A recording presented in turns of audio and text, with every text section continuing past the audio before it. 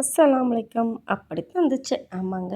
Soya beans அப்படிங்கிற meal maker வச்சு ஒரு சூப்பரான சமோசா ரெசிபி தாங்க பார்க்க போகிறோம். பச்சை பட்டாணியை நைட்டே நான் ஊற வச்சுருந்தேங்க. இங்கே நான் ஒரு 100 கிராம் அளவு பச்சை பட்டாணி எடுத்து வச்சுருக்கேன். உருளைக்கிழங்கு இல்லாமல் சமோசாவா? ஸோ 3 உருளைக்கிழங்கு அதோடு சேர்த்து 3 விசில் வச்சு எடுத்துக்கோங்க. இப்போ நம்ம சோயா வேக வச்சிடலாங்க. தண்ணியை கொதிக்க வச்சுட்டு அதில் தேவையான அளவு நீங்கள் எடுத்துக்கோங்க. நான் இங்கே 200 கிராம் அளவு சோயா எடுத்திருக்கேன்.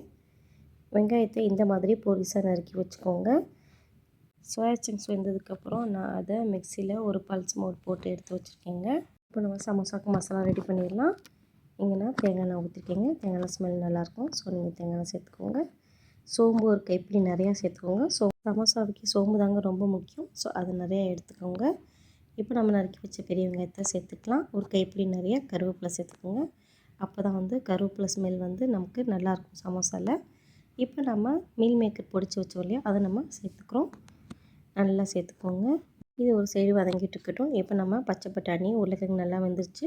அதை இப்போ இதிலேயே நல்லா மசிச்சு வச்சுக்கோங்க. இப்போ நம்ம இந்த சோயாவோட இந்த பச்சை பட்டாணியும் உருளைக்கிழங்கையும் சேர்த்துக்கலாம். சேர்த்துட்டு நல்லா எல்லாமே ஒன்று சேர அளவு நம்ம கிண்டிக்கோங்க. அதையும் சேர்த்து நல்லா கிளறி விட்டதுக்கப்புறம் இது இல்லாமல் மசாலா சேர்க்க போகிறோம். 1 ஸ்பூன் அளவு நான் மிளகாத்தூள் சேர்த்துருக்கேன்.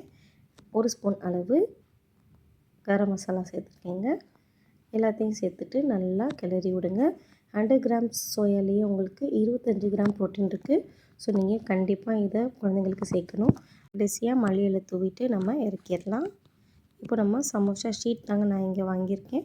ஸோ அதில் இந்த மசாலாவை வச்சு நான் ஃபோல்ட் பண்ணுற மாதிரி நீங்களும் ஃபோல்ட் பண்ணுங்கள். இந்த மாதிரி ஃபோல்ட் பண்ணிங்கன்னா உங்களுக்கு ஈஸியாக இருக்கும். அவ்வளோதாங்க. ஒரு 4 மடிப்பில் சூப்பராக சமோசா ரெடி ஆயிரும். மைதா பேஸ்ட்டு வச்சு இந்த இடத்த நம்ம ஒட்டிக்கலாம். அப்போ தான் உங்களுக்கு வெளியே வராமல் இருக்கும் மசாலா. ஸோ நம்ம ரெடி ஆயிடுச்சு. இந்த காலை டிஃபனுக்கே நாங்கள் சமோசா தாங்க செஞ்சுருந்தோம். ஸோ ஆளுக்கு ஒரு 2 சமோசா சாப்பிட்டா அன்றைக்கி காலை டிஃபன் ஓவர் ஆயிரும்.